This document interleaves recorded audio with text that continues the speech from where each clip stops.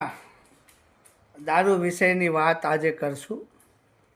ઘણા દિવસો થઈ ગયા આપણે, અને ઘણો દારૂ પણ પકડાનો છે.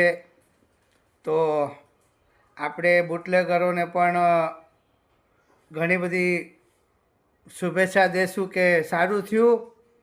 અને બુટલેગરો પણ ઘણા નારાજ હશે. નરેશભાઈ જાદવથી નારાજ હશે, પૂંજાભાઈ વંશથી નારાજ હશે.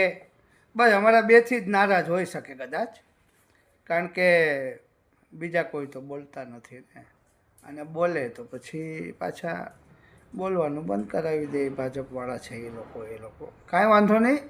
પણ આજે વિડીયો બનાવવાનું એ હતું કારણ કે દારૂ ઉના તાલુકાની અંદર ને ગુજરાતની અંદર ને ગીર સોમનાથ જિલ્લાની અંદર પૂંજાભાઈ વંશે અને જિજ્ઞેશભાઈ મેવાણી, જે અમારા દલિત સમાજના કોંગ્રેસના એમએલએ છે વડ ગામના, તો સારી ઝુંબેશ નશાની ઉપાડી છે.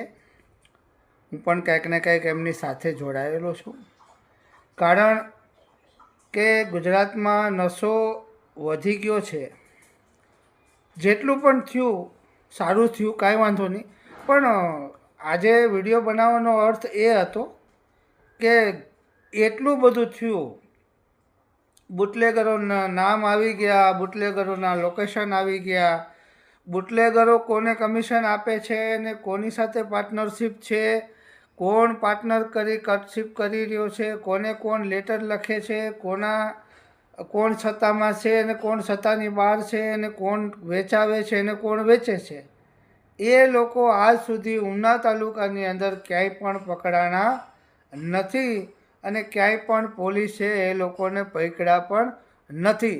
અને મને નથી લાગતું કે ભાજપની સરકાર એ લોકોને પકડે પણ, કારણ કે ધારાસભ્યોનો જે ચૂંટણીઓનો ખર્ચો અને એ લોકોના જે કાંઈ પણ કોમ્પ્લેક્સો બાંધવાના અને જે કાંઈ પણ એ લોકોના જે પૈસા છે એ આની અંદરથી જ આવે છે.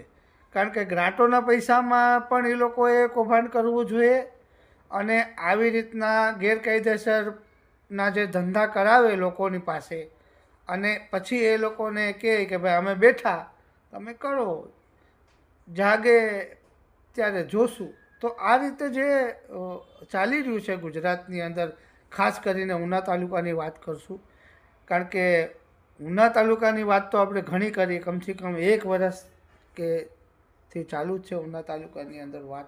હવે કહેવાનો અર્થ એ છે, એટલું બધું થયું છે, રોજ દારૂ પકડાય છે, કરોડોનો પકડાય છે, કચ્છમાં પકડાય છે.